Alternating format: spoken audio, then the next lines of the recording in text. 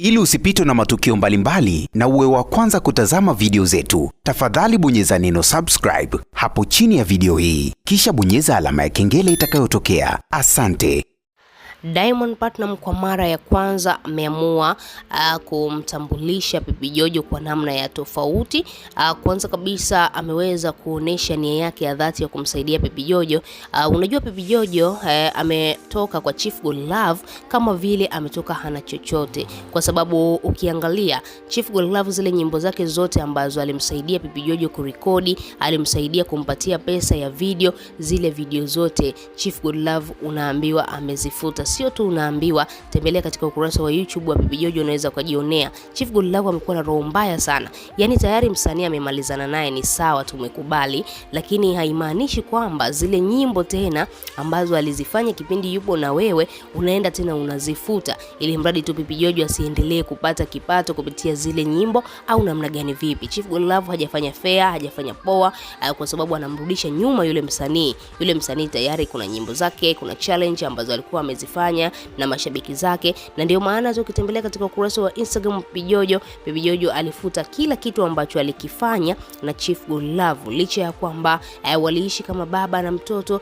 lakini bado Chief Godlove kuna namna fulani hivi naona alimkomandi Pipi Jojo aweze kufuta kila kitu ambacho kilikuwa kinahusiana na yeye pamoja na huyo Pipi Jojo. Sasa ni jambo baya sana ambalo lilimuudhi Diamond, na Diamond akaona huyu msichana ni mdogo, ana miaka 16 tu, kwa hiyo anatakiwa kusaidiwa. Kipaji chake cha muziki na kipaji kikubwa, anatakiwa kusaidiwa ili mradi kufika mbali zaidi. Na Pipi Jojo ukimwangalia ni binti ambaye anajua kuimba, ni binti ambaye anajua kufanya video, anajua kila kitu. Hivyo basi katika collab ya WCB Wasafi inamtaka msanii kama Pipi Jojo, msanii ambaye anapambana, msanii ambaye anajua kitu gani ambacho anakitaka. Na ukiangalia sasa hivi msanii Zuchu anataka kuachia ngazi katika collab ya WCB Wasafi. Hivyo basi tunaweza kusema hakutakuwa na mwanamke mwingine ambaye atakuwa anaitumikia collab ya WCB, na ndio maana Diamond Platnumz ameamua kumweka Pipi Jojo basi awe msanii ambaye atakuwa msanii wa kike baada tu ya Zuchu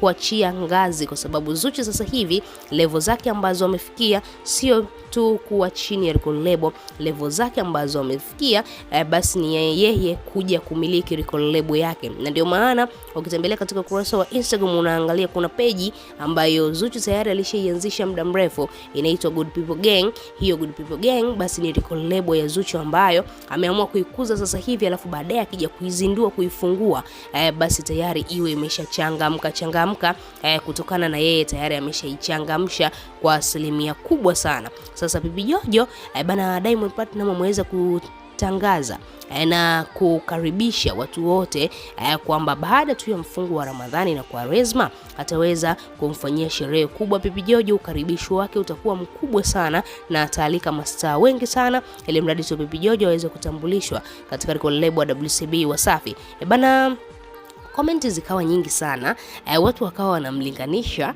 Diamond pamoja na Rayvanny. Unajua Rayvanny juzi aliweza kumtambulisha msanii wake anaitwa Kuslav, alimtambulisha katika collab yake Next Level Music. Sasa tukawa tunajiuliza inakuwaje Rayvanny ameweza kumtambulisha tu msanii wake photoshoot tu, yani msanii anapiga picha pale tayari ameshamtambulisha, lakini ukaribisho wa Diamond nyie, unajua anatambulisha wasanii wake kwa ukubwa kwa sababu tu watu waweze kuwapokea kwa ukubwa, lakini hao mastaa wengine wanaokuwa na lebo ni kama vile lebo zinawashinda. Sasa msanii unamtambulisha katika photoshoot, msanii unamtambulisha akiwa studio, jambo ambalo hata mashabiki zake wanampokea kwa udogo zaidi. Lakini subiri huu karibisho ambao Diamond atamfanyia Pipi Jojo, kila mtu atashangaa, na utashangaa Pipi Jojo atapaa zaidi na atafika mbali zaidi kwa sababu ya ukaribisho mkubwa ambao ataweza kuupata katika collab ya WCB Wasafi. Wewe kama shabiki unalipi la kuzungumza, tuachie maoni yako, lakini pia usisahau kubonyeza maandishi mekundu kwa neno subscribe.